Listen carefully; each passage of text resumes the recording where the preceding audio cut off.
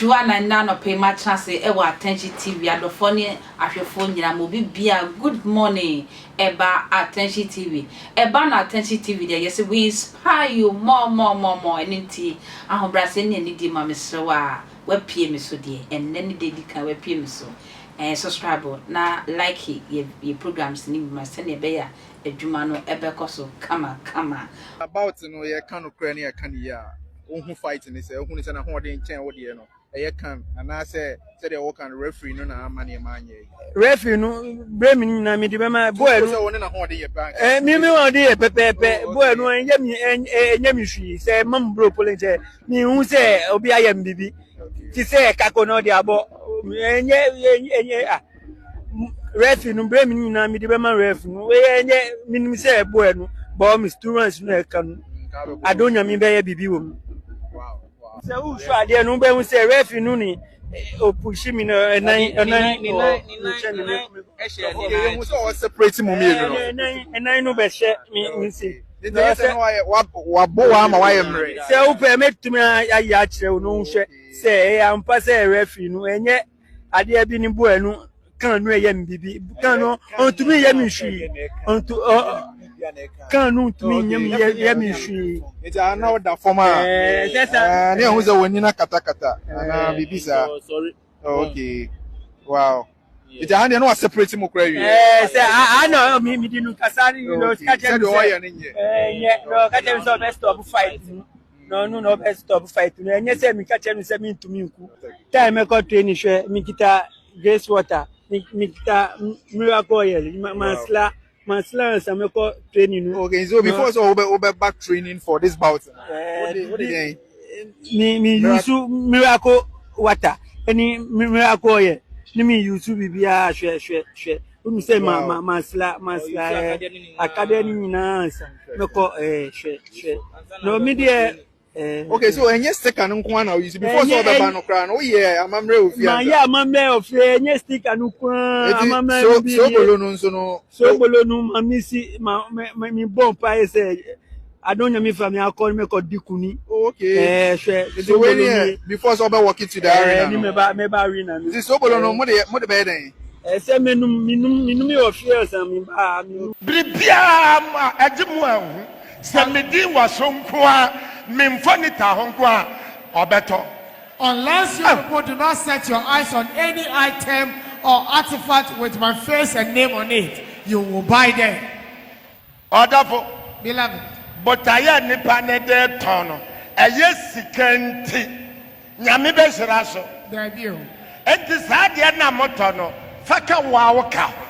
And the purpose for which these people are selling these materials is because they want to make money, so the Lord will not bless it. So anyone who acquires it should treat it as a debt.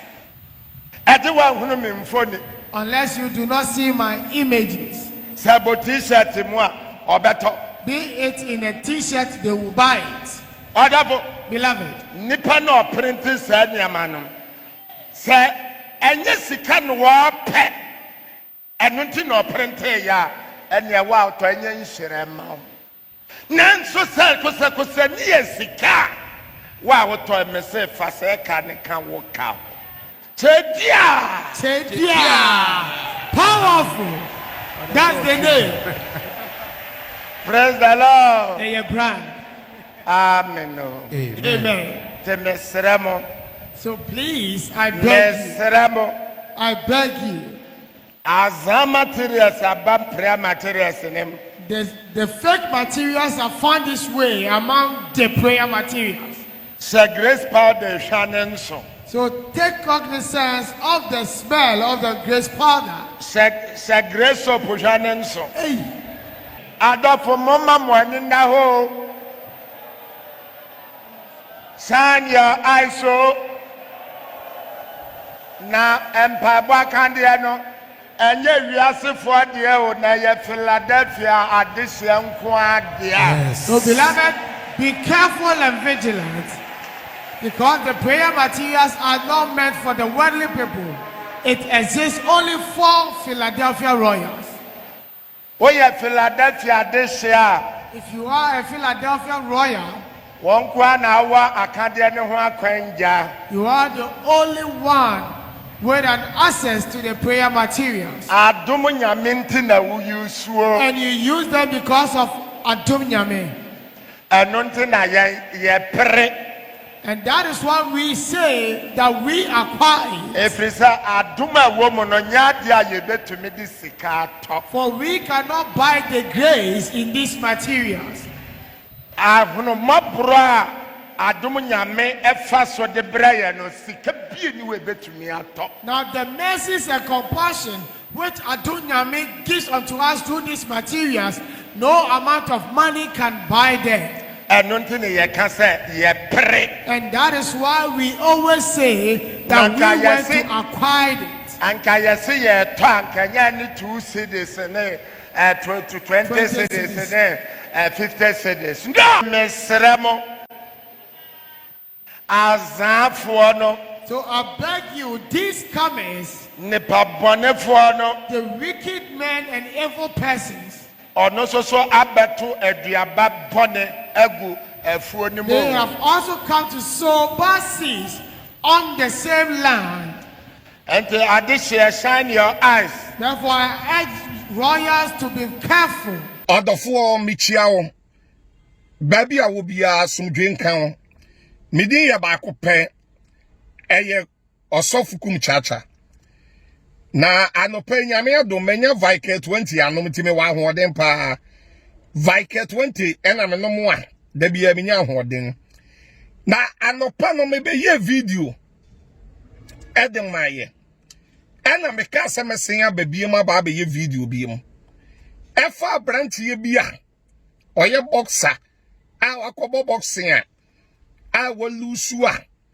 Enkrofo asomu di.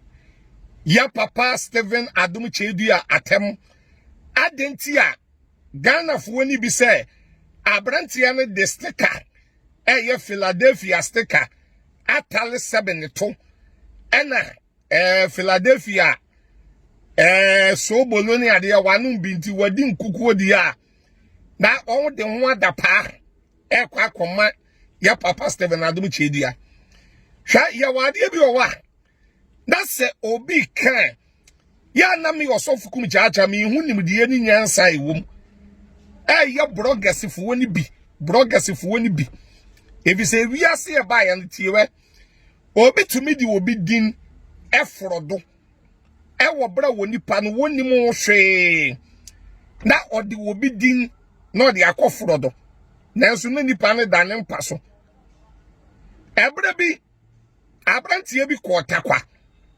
Also evangelist ekwaye crusade awoko yusu midin kumchacha wan fanye bone de but me won kene ha na nkrofo ofra me sofo yeso wabatakwa wabatakwa e wo bra na me won kene ha tama minya ne telephone number a me friend na me bisa ansa de no yesa woso o midin ni wa akire edu o yusu midin na ebe mu anya crowd. Unim say ye tumechi an robesefo na ebi ese police atade ni soja atade ekuta AK47 sa AK47 soja fo ni police fo pe ena yusu nanso ye tumechi an robesefo no se soja uniform police nanso no onya soja fo nya police fo sa brantie na yeso wakobo boxen no wadi nkuku no on asole of Philadelphia. Me my investigation nyina I investigation on asole of Philadelphia. Anaka wako asole of Philadelphia. Daka papa Stephen Adom Chedua ka abrantia no ye box akwara. Ko beba koyi ni nwodi akele no. Me my investigation on asole ho. Number 2. Sa abrantia ni mpo. Okwa asole ewo wa eya asem kan okwa asole wo mpa ena okobo boxing ena owi ni ya ko de enu nyam hye na ebra Ghana onfe mre papa Adom Chedua eya Ghana din mu na ogina ena ko de enu nyam na eba na number 3 Israel fo aye nyame man Pedasado.